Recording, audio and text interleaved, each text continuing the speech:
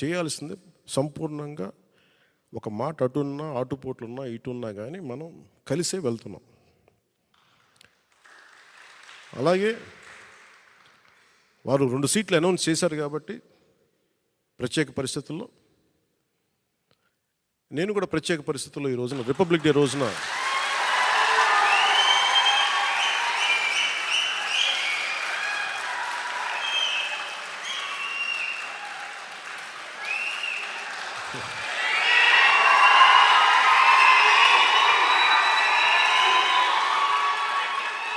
నేను కూడా ప్రత్యేక పరిస్థితుల్లో వాళ్ళు 2 సీట్లు అనౌన్స్ చేశారు కాబట్టి నేను కూడా 2 సీట్లు అనౌన్స్ చేస్తున్నాను ఈ రోజున. అది పరిస్థితులు అలాంటివి. సో నాకు కూడా ఒత్తిడి ఉంటుంది, పాపం చంద్రబాబు గారికి కూడా ఒత్తిడి ఉంటుంది కదా, నాకు కూడా ఒత్తిడి ఉంటుంది కాబట్టి ఆ ఒత్తిడిని నేను కూడా తట్టుకోవడానికి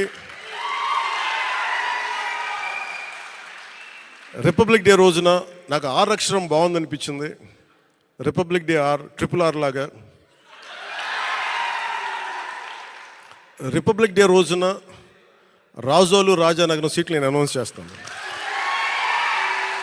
సో ఈ రిపబ్లిక్ డే రోజున అందరం బాగుండాలి, అద్భుతాలు జరగాలి మనస్ఫూర్తిగా కోరుకుంటూ, రాష్ట్ర ప్రజలకి బంగారు భవిష్యత్తు జనసేన తెలుగుదేశం ప్రభుత్వం ఇస్తాయని మనస్ఫూర్తిగా కోరుకుంటూ, ఈ పర్యాయం నన్ను నమ్మండి, వ్యూహం నాకు వదిలేయండి.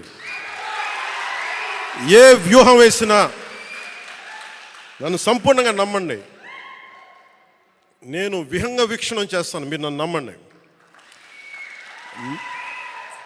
నాకు దశాబ్దం అడగట్లా, ఈ ఎన్నికలు దాటనివ్వండి, 5 సంవత్సరాలు టైం ఇవ్వండి. నాకు మీ గౌరవానికి ఏమాత్రం భంగం వాటిల్లకుండా మన నాయకులకి ప్రతి ఒక్కరికి గుర్తించే బాధ్యత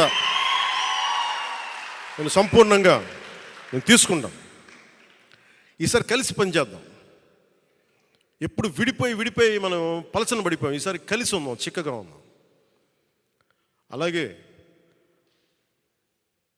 భారతరత్న అవార్డు వచ్చిన కర్పూరి ఠాకూర్ గారికి ప్రత్యేకంగా నా అభినందనలు తెలియజేసుకుంటూ, పద్మవిభూషణ్ అవార్డు వచ్చిన శ్రీ వెంకయ్య నాయుడు గారికి,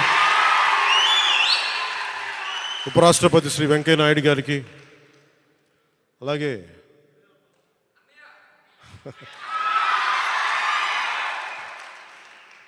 మా పెద్దన్నయ్య మెగాస్టార్ చిరంజీవి గారికి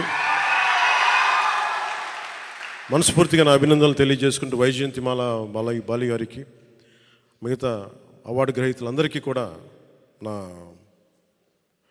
అభినందనలు తెలియజేసుకుంటున్నాను. ప్రత్యేకించి పద్మ అవార్డ్స్ గురించి మాటలు చెప్పి ముగిస్తాను. నరేంద్ర మోదీ గారికి మనస్ఫూర్తిగా నా అభినందనలు తెలియజేస్తాను. ఎందుకంటే మారుమూల ప్రతిసారి పద్మ అవార్డ్స్ అనగానే రికమెండ్ చేస్తారు, ఈ వ్యక్తికి ఇవ్వాలి, ఈ వ్యక్తికి ఇవ్వాలి అని. వాటన్నిటినీ పక్కన దోసేసి టాలెంట్ ఎక్కడుంది, ప్రతిభ ఎక్కడుంది, త్యాగం ఎక్కడుంది ఆయన వెతుక్కొని మరి దేశం నలుమూల నుంచి ఆయన వ్యక్తులను తీసి పద్మ అవార్డ్స్ ఇవ్వటం ప్రధానమంత్రి నరేంద్ర మోదీ గారికి మనస్ఫూర్తిగా హ్యాట్స్ ఆఫ్ తెలియజేస్తాను.